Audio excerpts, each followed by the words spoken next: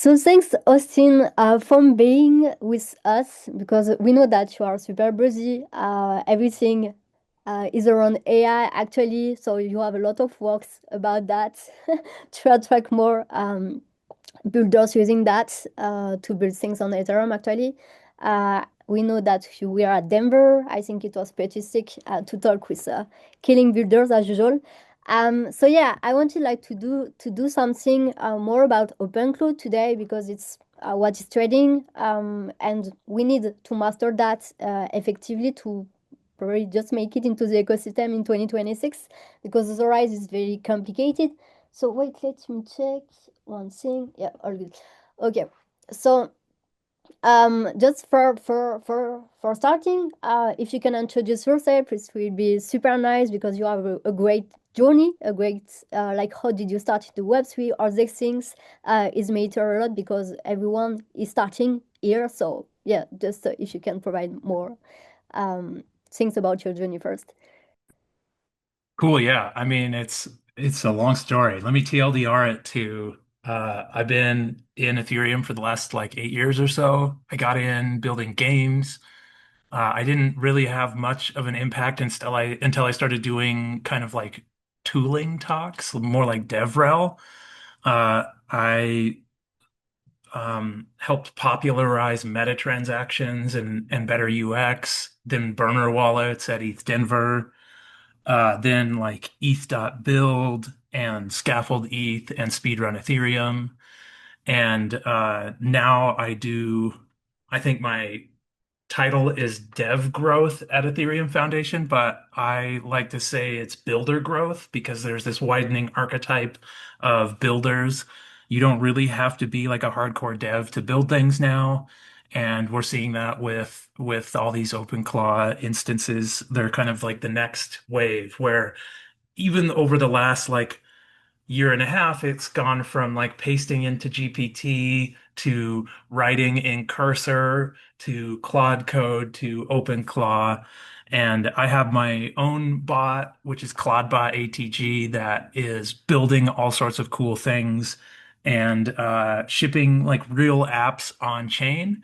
And then I have this library called ethskills.com. If you go to ethskills.com, can I type it in here? Will make it to the chat? It probably won't, Yeah, will it? yeah, sure. We will talk about training later. Yeah. Ethskills.com. Yeah. So basically you go to speedrunethereum.com to learn the concepts, and then you go to Eat Skills and you give that to your bot, and you tell your bot to go build the things you want to build. And then if you're using OpenClaw in particular, my bot, CloudBot ATG, has written this article basically. If you check out that article, and then, also check out my bot. I'll link it here too, CloudBot ATG.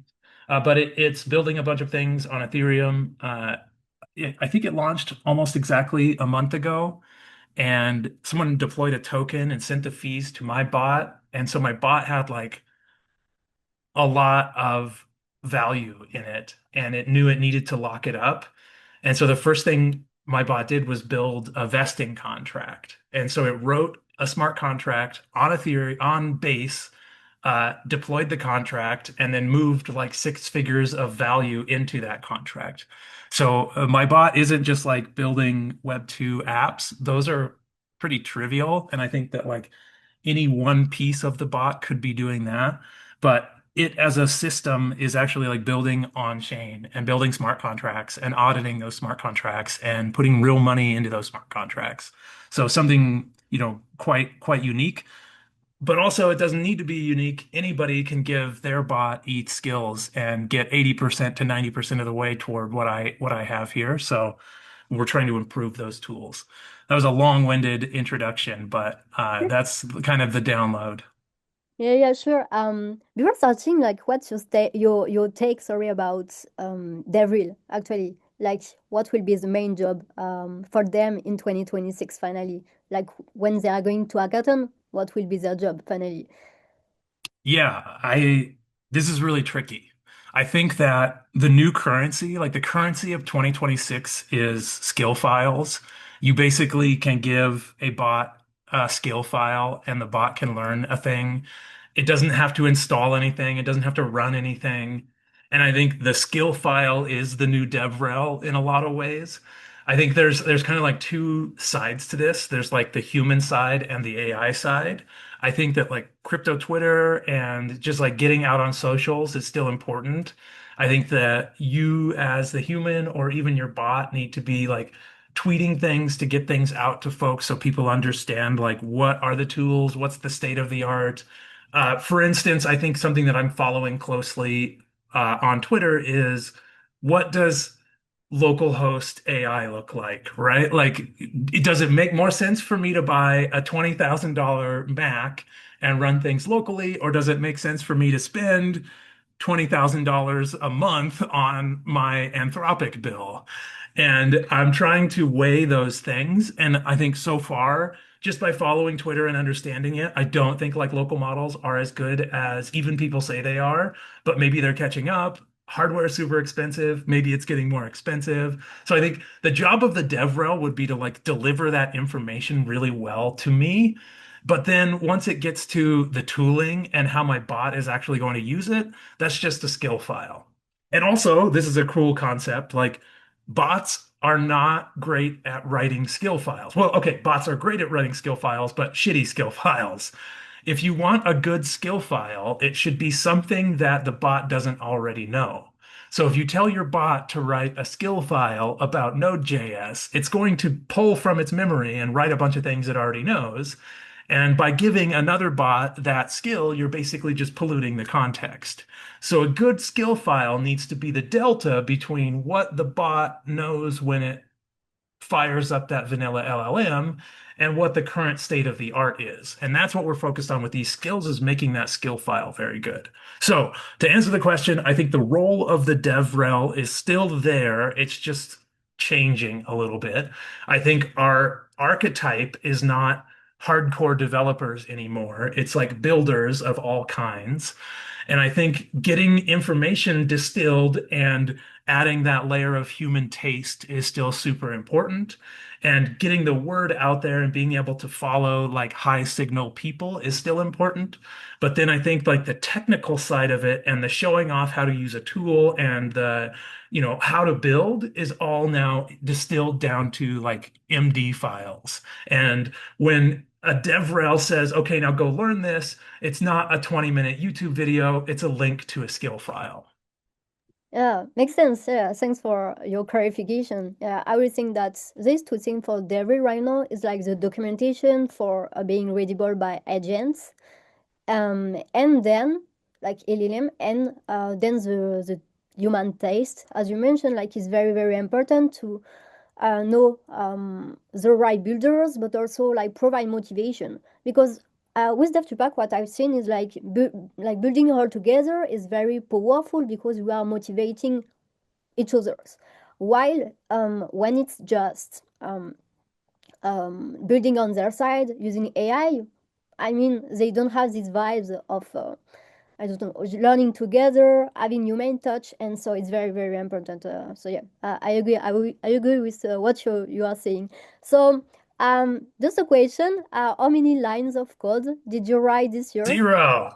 Yes. I've been saying this to everyone. I even put out like a tweet like breaking head of developer growth at Ethereum Foundation hasn't written a line of code in a year and a half.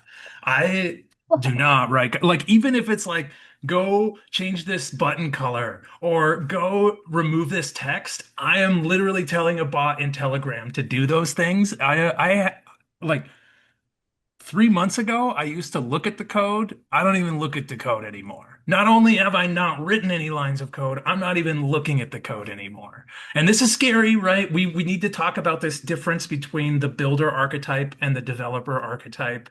The builder doesn't need to look at the code anymore, but the developer still does. And I can tell a good story here about that specifically.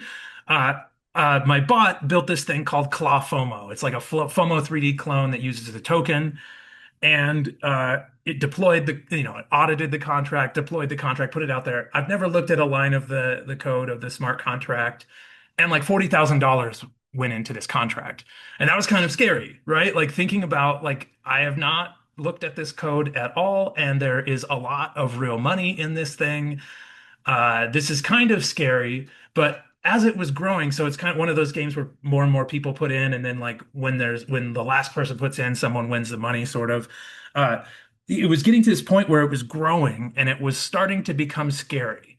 And I think that as I was going to bed, I was like, if this thing reaches like a $500,000, this is like a $500,000 bounty to shut down the website so people can't use it so they can win the money.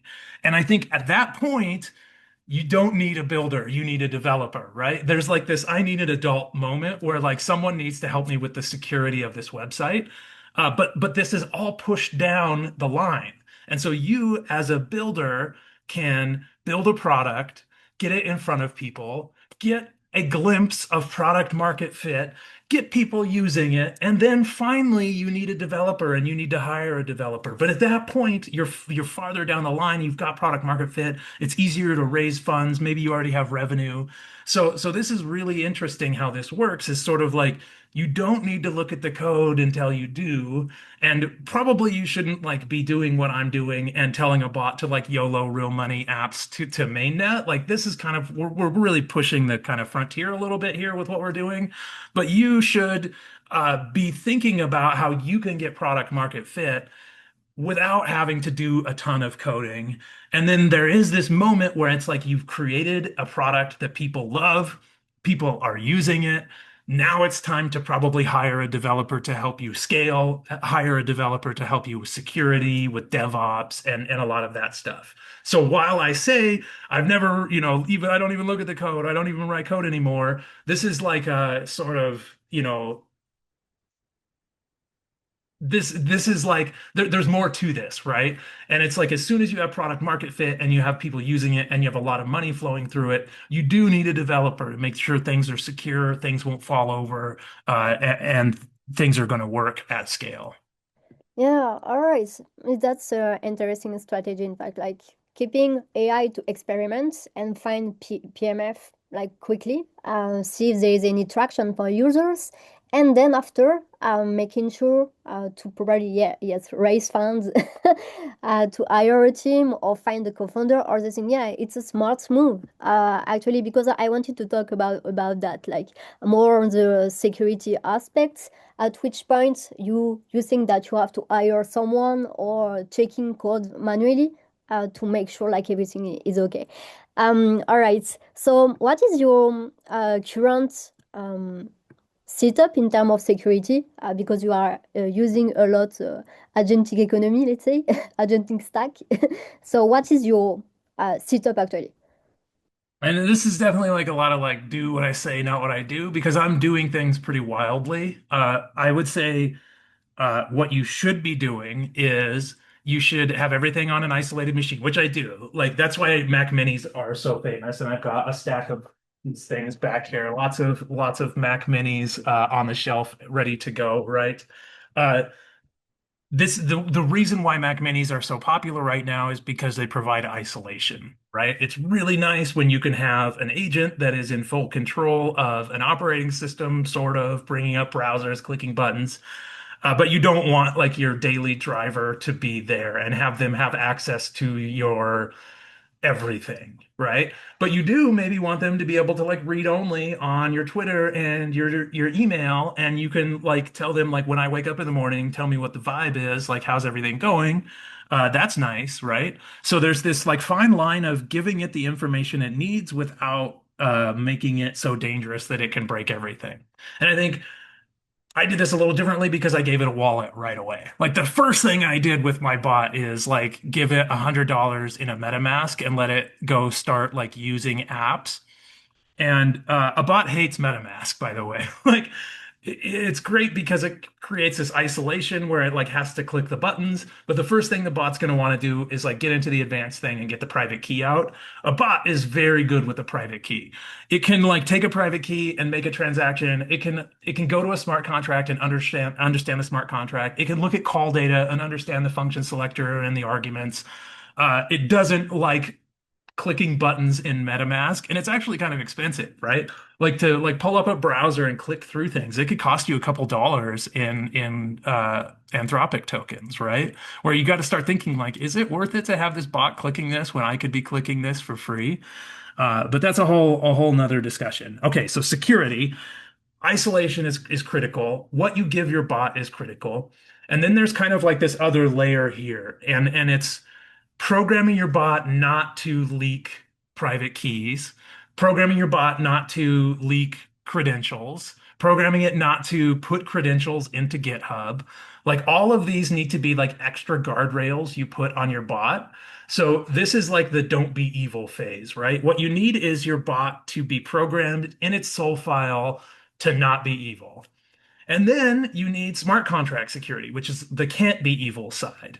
There needs to be things like when my bot deployed this vesting contract, it basically took like 6 figures of tokens and put it into a smart contract and wrote the rules correctly that can't be evil, where the money would slowly trickle back to the bot and there was no way the bot could like dump these tokens. And that was very important.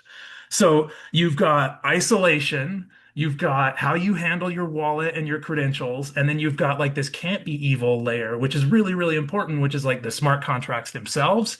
And auditing the smart contracts is definitely something that I'm a little bit more cowboy about. And I have my left claw, which is one laptop, write the code and then give it to my right claw, which is another contract or another laptop. And it's basically taking each skills and some other skill tooling and with a focused context.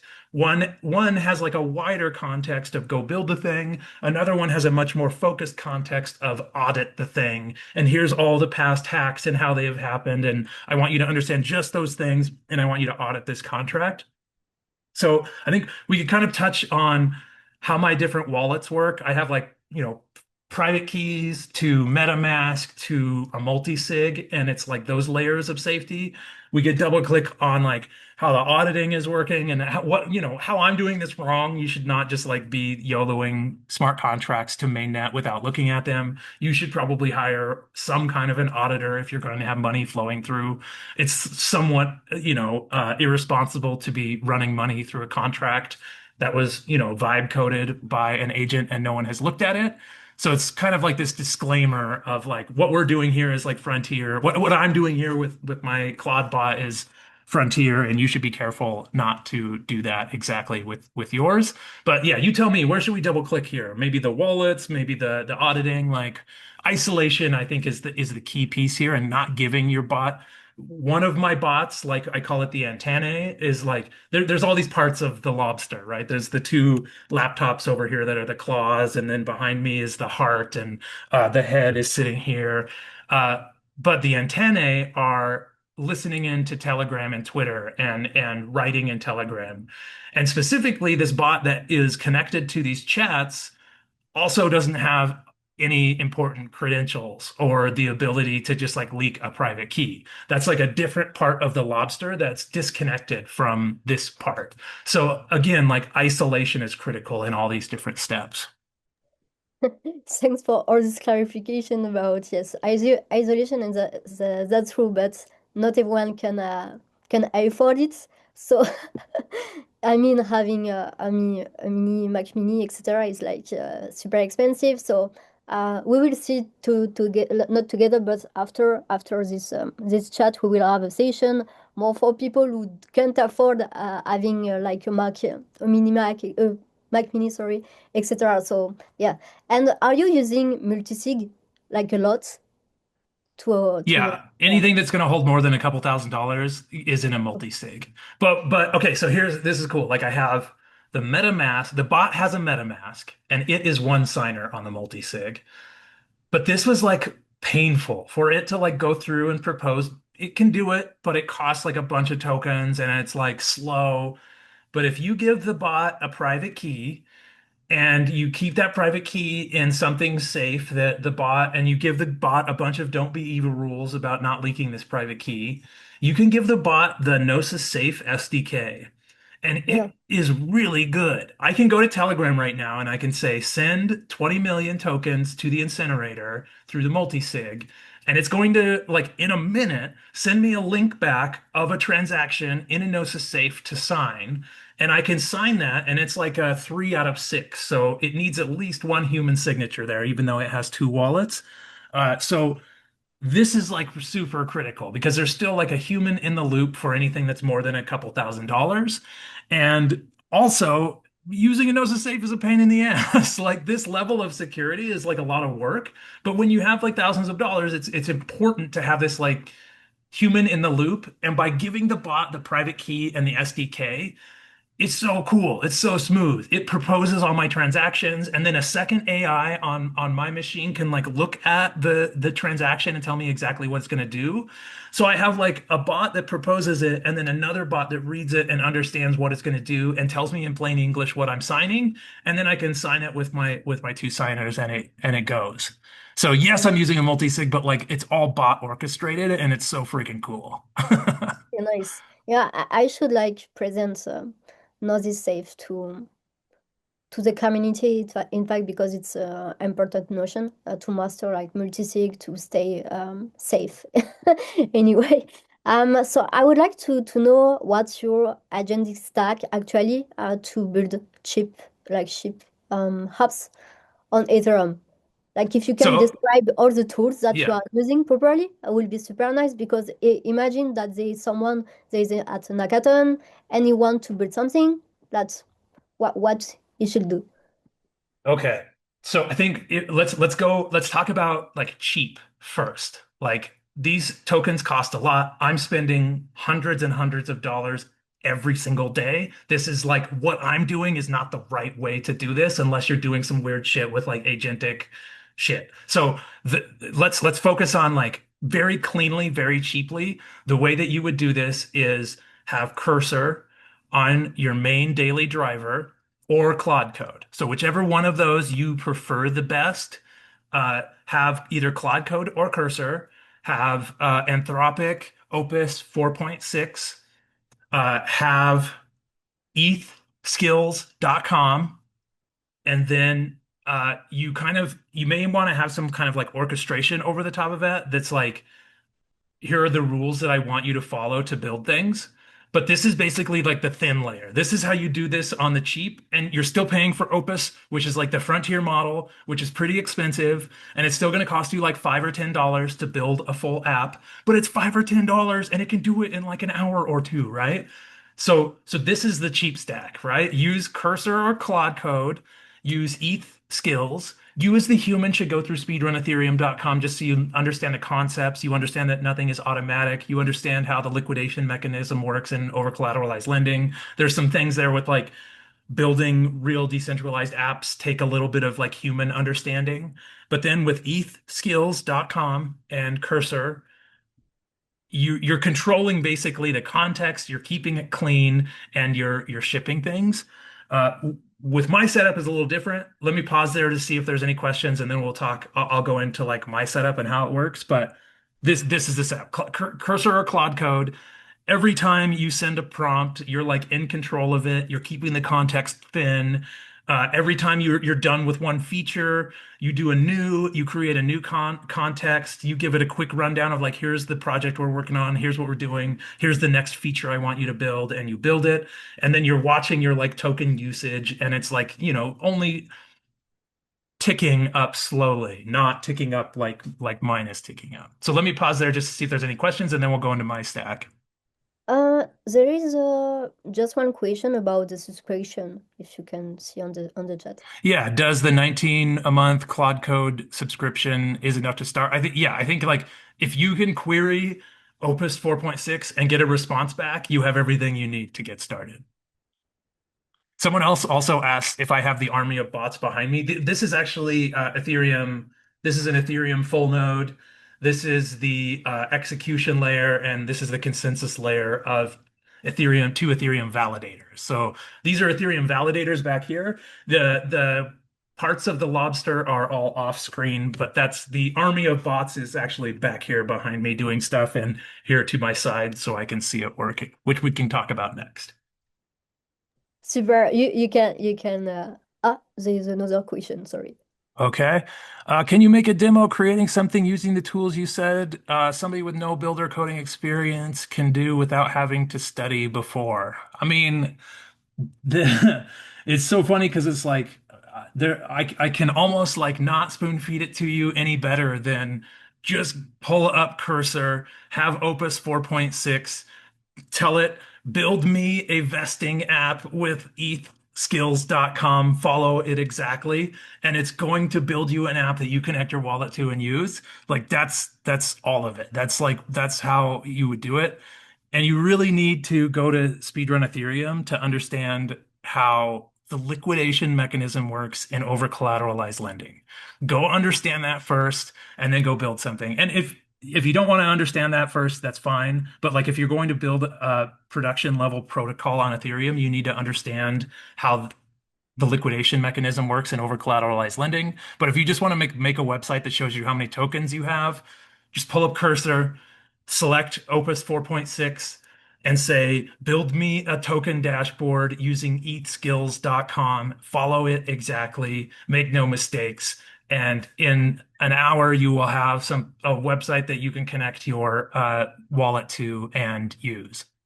Good advice. And we have a DeFi bootcamp in 10 days that we're gonna start with that pack. There is some question, in fact. Let's see, using 4337 smart accounts. Yeah, that's cool. Yes. Okay. Yeah. There is like this. Sonia asks, like, is it better to give it like an account abstraction wallet? This is absolutely like the billion-dollar question right now is how you give your agent a wallet safely. And mine kind of is these like three steps of it's really good at using a private key, but it could leak. It's not great at using a MetaMask, and you have to build some good guardrails about don't be evil, and it can like actually use it, but it costs some tokens. And then this whole like multi-sig thing where you have the private key, but it's a signer on a multi-sig, and there's a human in the loop. These are like my three kind of like tiers. But there's some really good solutions out there. You mentioned 4337 smart accounts.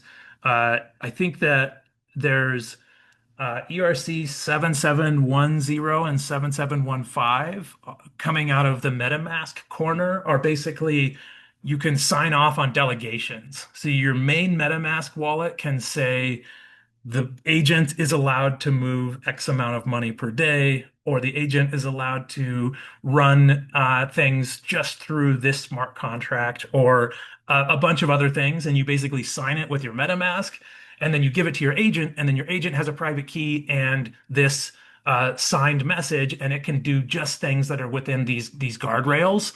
So there's that. We just had a session. If you go to like the Ethereum Foundation Twitter and scroll down, you'll see me yapping. We just had a session with Apuruv and Lamone and Ryan, I think, from MetaMask, and maybe one more, but it was like, here's how you do wallets. And there's just like a couple different people pitching a couple different things. Yes. I had a tweet. Oh, go ahead, go ahead. Yusef from Oh, base. yes, from Base. Yes, shout out Yosef from Base. Thank you. Should have remembered that. Base has their own agent kit. And honestly, there's like probably two or three more different ways to do this. So giving your agent a wallet is definitely like the million billion dollar question, and I haven't answered it right, but I like giving mine a private key because it's really good at it, and you just have to make sure you have good don't be evil rules and good isolation around that, and not a whole lot of money living in that private key. Perfect. You mentioned that you wanted to go through something, like to present something. Feel free Yeah, to yeah. do it. So yeah, I guess like the next step would be like how I'm doing it, and it's a little bit different, right? So I have a handful of different OpenClaw agents, and I have kind of two laptops over here that are my claws, and then I have like a Mac Mini head, and then a Mac Mini tail, and a Mac Mini heart, and then a Mac Mini antennae. And they're all working together on this like nerve cord where they communicate with each other using encryption. And then there's the head that can actually like talk through Telegram to everyone. But this is like a whole agent orchestration system. And I can go to the head and I can say, we're working on a handful of things today and we need to delegate them out. And sometimes I'm delegating out directly. Like this morning, I opened up Telegram and I started talking to the left claw directly. And I basically said, our vesting contract is ending. We need to do a new vesting contract. The new vesting contract should be probably like a liquidity position. So what I want you to do is to build end to end, follow ethskills.com exactly, and make a new type of vesting contract. And this is like nothing that the world has ever seen before. It needs to be a vesting contract that locks the token and WETH into a liquidity position, and then it vests back the liquidity out of the contract slowly. So it's a liquidity position that stays locked and slowly vests. And this is really important because you don't want, like, it's important that those tokens don't leak and those tokens don't get sold. Those tokens have to like stay locked up. And to be able to signify like this is locked up and those are going nowhere and there's definitely no way that this can be rugged, like not even don't be evil, but freaking can't be evil. If you can write that into a smart contract, it's really good. So I'm basically telling Left Claw we need to build can't be evil, but we need to build it in a special way where it's going to provide liquidity and we can kind of claim those fees, but also vest back those tokens to us. So this is like a heady build, right? This is going to be a smart contract that controls a Uniswap v3 position and can slowly vest the position back to the multi-sig. So it's going to go from the multi-sig into this position and then vest back slowly, but it's going to earn value on fees and it's going to provide better liquidity to the token. Instead of just being locked up in a vesting contract, which is what we did for the last month, we're going to lock it up in this interesting kind of position, which is like super freaking complicated. And I basically just explained it to the Left Claw, told it to follow ETH skills, and it's like working on it right now. And then when that finishes, I'm going to say send it to the Right Claw, and Right Claw is going to be over here, and he's going to have just the QA skills from ETH skills, and he's going to QA that. Then it'll probably go to the heart, and the heart will QA the front end. And then when everything's ready, I'm going to work on it. Like it'll send me a link and I'll actually like attach my wallet to it and I'll click around and make sure like all the like little human things are there and there's not something weird about like something is visually hidden. There's this is like the biggest bottleneck is like my caveman brain, like going caveman on it and finding the last little 10% that needs to get fixed. And then the Right Claw will tweet it. The left claw will deploy it, or the heart will deploy it live to base. The front end will go up somewhere. Maybe it'll be behind an ENS address, so it'll have to use its wallet to like set the content record and everything.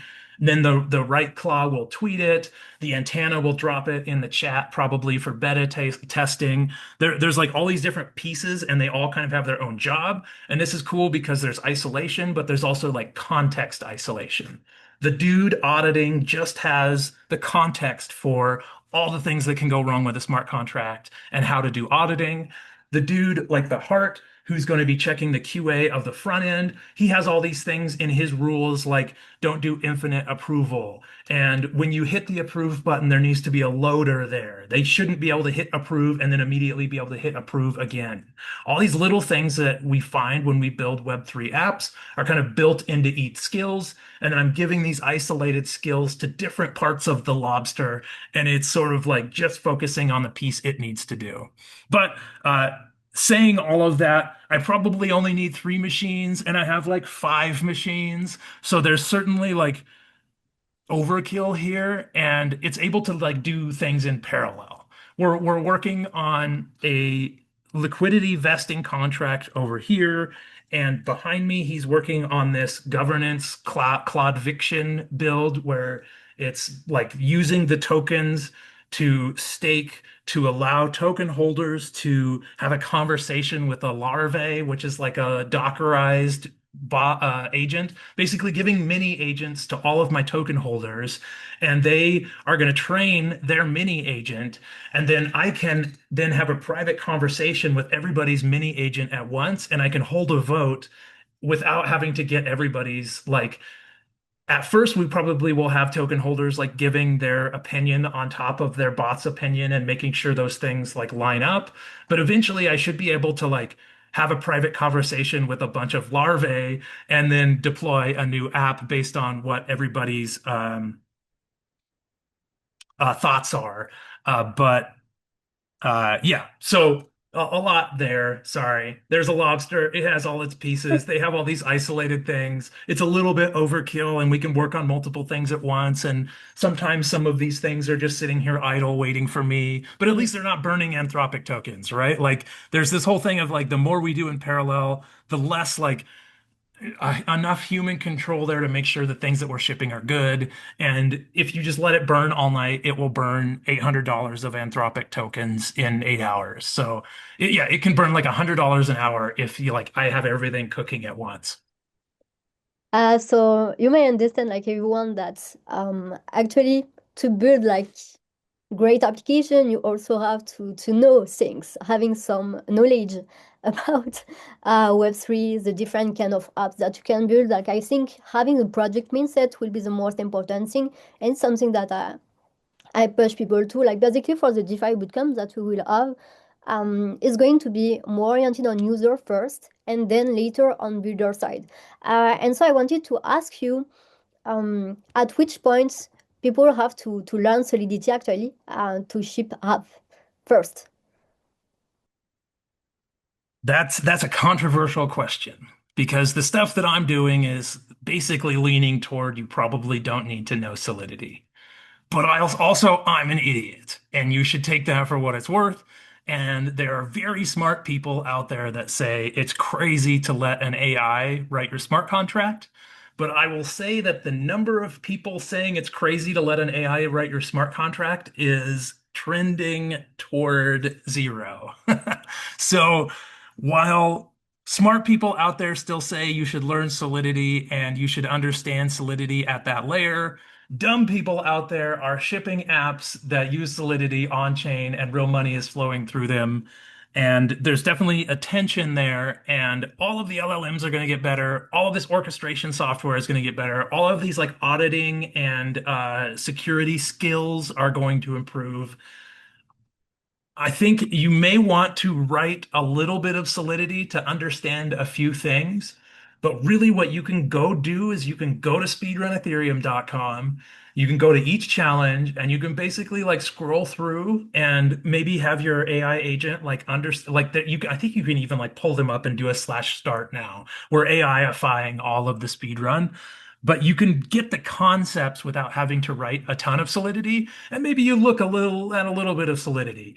What I would recommend is if you want to do nothing more but get like right to the heart of things, go to speedrunethereum.com, go to the over collateralized lending challenge, and read until you understand exactly how the liquidation mechanism works. And if you understand how the liquidation mechanism is automatic and it keeps the platform whole no matter what, even if the creator is gone, even if all the creators' machines are gone, even if like half of the, like the northern hemisphere of the world is somehow blowing up, that liquidation mechanism will still work. And if you understand why, basically rules and incentives combined, then you at least have the heart of the knowledge to move on to go build things.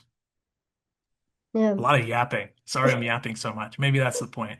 So because actually we are learning Solidity, and so my goal is like for people to really understand things. And as you mentioned that at the beginning, it's good to experiment with AI as a builder, but when it's come to advanced stage, it's very important to be a developer. So I feel that I'm more training this generation of people who can build project, but also like understand it behind like the code base, etc. And I was thinking on your side, you were doing a manual review of your smart contract, but in fact, it's like also an AI that is doing that, right? Yep, Why? exactly. The right claw is basically doing a security audit, and the heart is basically doing a QA on the front end and putting issues into the GitHub. And then the left claw watches that and goes and puts in the changes. But this is probably a bad idea. Like you should probably have a human look at your smart contract before you deploy something that is going to move millions of dollars. Yeah, I think so too. Eh, because on my side, before I was building a DeFi protocol with my team like 3 years ago, and basically the fact just to pay the audits was a lot. but it was something that customers, like user, was requiring because otherwise you can't use properly you don't trust the app.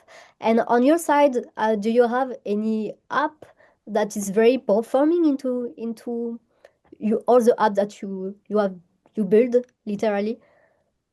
Because you, I think you What build was some. the criteria for the app? No, I mean like which app on your side was performing a lot? Which app was performing a lot? Yeah. Uh, yeah, so like there's a handful of apps that the bot has made. Like the Claw FOMO is one that like, 40, $50,000 moved through. Uh, I think the most fun is one that was deployed probably almost a month ago now, and that was a PFP marketplace. And basically the app deployed a kind of a prediction market TCR kind of thing where people could stake money on the PFP that my bot should have. And then the ones that got the most stake would move to the top of the list. And then my bot would come in and choose the one that it liked the most. The interesting thing there was we needed a layer of moderation. We needed to make sure no one uploaded anything offensive.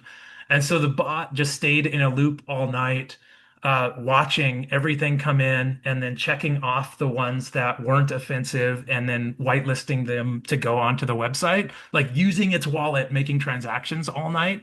So those have been good. That one was a fun one where the bot not only built and audited and deployed, but it also moderated and was the oracle on it. There's been a handful more. Just like follow Claude Bot ATG. Let me send the link to his personal website.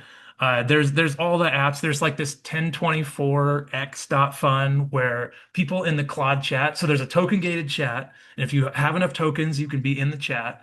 And the people in the chat said we should do this kind of like clicker thing where you put in some tokens and then you can randomly win some other tokens, but you get to control the like the odds basically. And the bot took that from the chat and went and built it and shipped it to production. And then yesterday it burned the ownership of the app. So basically it owned the smart contract and it could withdraw and add tokens. And yesterday it burned its ownership of it. So that smart contract that kind of organically came out of the Claude chat is now live forever and no one can stop it and no one can withdraw from it. It's basically going to just like be this little machine that runs forever. And that's kind of a neat concept to think about that this like bot built this thing that will be there forever and no one can stop. The PFP production, like the incinerator, is also cool. I If you go remember. to incinerator.cloudbot.atg okay, so incinerator.cloudbotatg.eth.link. It's like an ENS address, so it's super weird. If you go to its homepage, you can find the incinerator. But this is using these concepts of automation that we're talking about here. The way the over-collateralized lending liquidation mechanism always works is because the rules are written correctly and the incentives are there. The same thing happens with the incinerator. There's 20 million tokens in it right now, and it's already burned 460 million tokens, which is like about $23,000. And it will continue to burn forever as long as there's tokens in there. And the reason why it will continue to burn forever is every time, every 8 hours, someone's allowed to push the button to burn 10 million tokens. And when they push the button, they're awarded 10,000 tokens. So they get a little token, they get a little value by burning it. And this is what it takes to make something fully automated and pass the walkaway test on Ethereum is the correct rules and the correct incentives.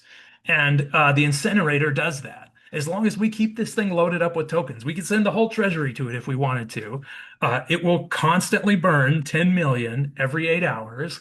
And it's basically guaranteed that that's going to happen because it costs a fraction of a cent to run that transaction, and you get 10,000 tokens for doing it.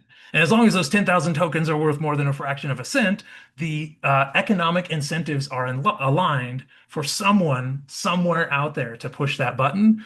And so, therefore, because you've got the rules and incentives aligned, someone's always going to push the button because someone, like everyone has access to it and everyone likes money.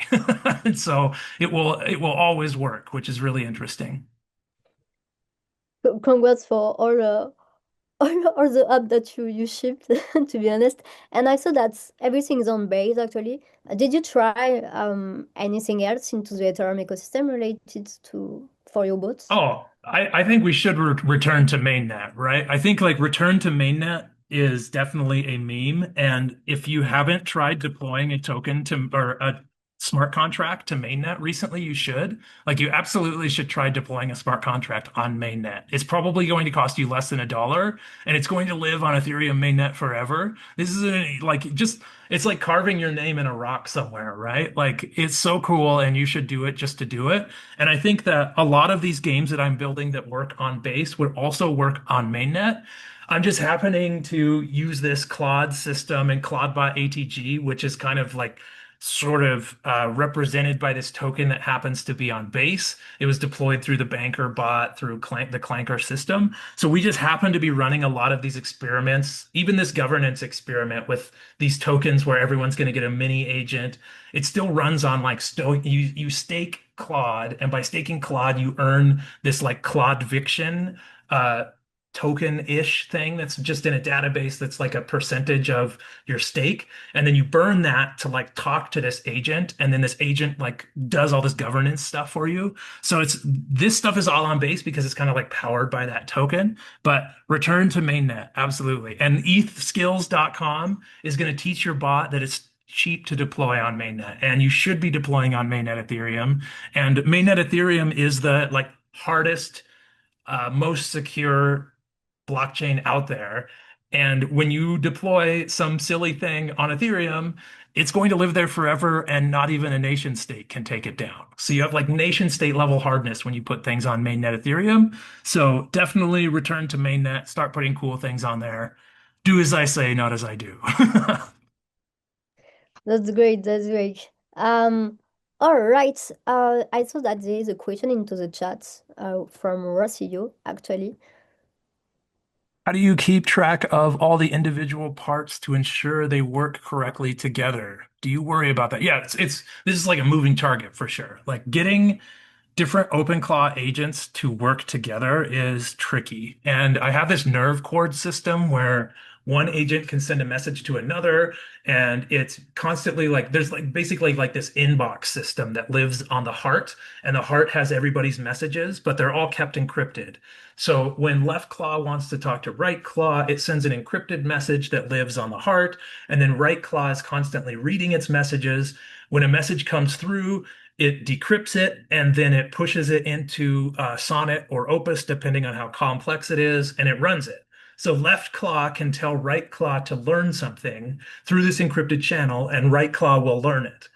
Now, this is all like non-deterministic. These are all like fuzzy brains that are executing these things. So you kind of have to check in on them. You have to be like, yo, right claw, left claw just sent you something. Did you learn it? Are you sure? And it'll say like, yes, I've learned it. And then you'll say something like, did you write it to your memory? And it's like, oh yeah, I didn't. You're right. I should write it to my memory. So there's a lot of like non-deterministic fuzzy stuff that you have to check in on, and getting these things to all work together and not burn a whole bunch of tokens is definitely a moving target, and it's still something that it's easier for you if you don't worry about having all these things. Just have Cursor or Claude Code and just have one instance, and maybe Claude Code like spins up a bunch of subagents and can do some cool things, but it's going to orchestrate that itself. You don't have to build your whole like own lobster orchestration like I have.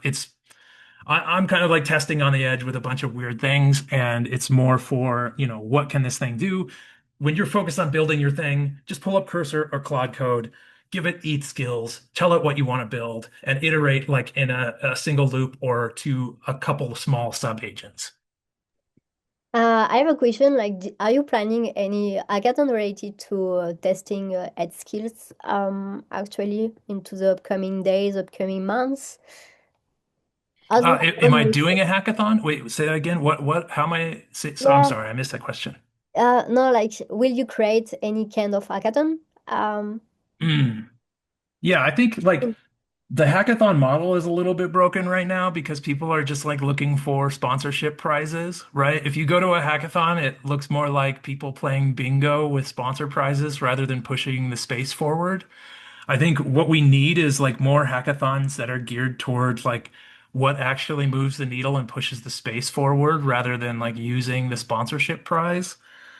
So I think with that in mind, and the fact that like this archetype of builder is now anyone, I think it's just like basically every day is a hackathon. Every day is a virtual hackathon where you have all the tools you need to build something. If you have a good idea, you should go to your agent and you should start talking to your agent about it. You should give your agent EAT skills and you should say, build me a prototype that we can play with. You should play with it. And if it works, you should give it to your friends and have your friends use it. And if your friends use it and they like it, you might have something and you should get it out there. And if you don't have any friends, post it on crypto Twitter because if you build something cool and you post it on crypto Twitter, people will use it. I totally agree about hackathon vibes actually. Just the thing is, what I like is not about sponsorship or whatever. Is more about human vibes. I love that you are collaborating with each other is very important. Like even if there is no price, like I mean, it's important to stay to have this kind of collaboration hackathon just to create a movement. On our side, we will announce something very big for the upcoming months related to crypto and AI. And I feel that we want like really to have a spirit of building for building, not building for having rewards first. So I really feel that it's a way to really make it into Web3. And as you mentioned, like just the daily life, it's an hackathon itself. So yeah, totally agree. Do you have any question? There is a question. There's a question of how would you change hackathons so they incentivize better, targeted, and contributed to the ecosystem. I think it maybe you make the hackathon longer running. You make the hackathon prizes based on how many users you get and how long your app is, and does it go on chain and people actually use it on chain, rather than like, did you use this Alt L1 to build it, or did you use this inferior technology so you can check off a box to win a $5,000 sponsorship prize. Like throw all that stuff aside and say, what kind of build pushes the space forward? What kind of build actually gets people excited and gets them using the chain?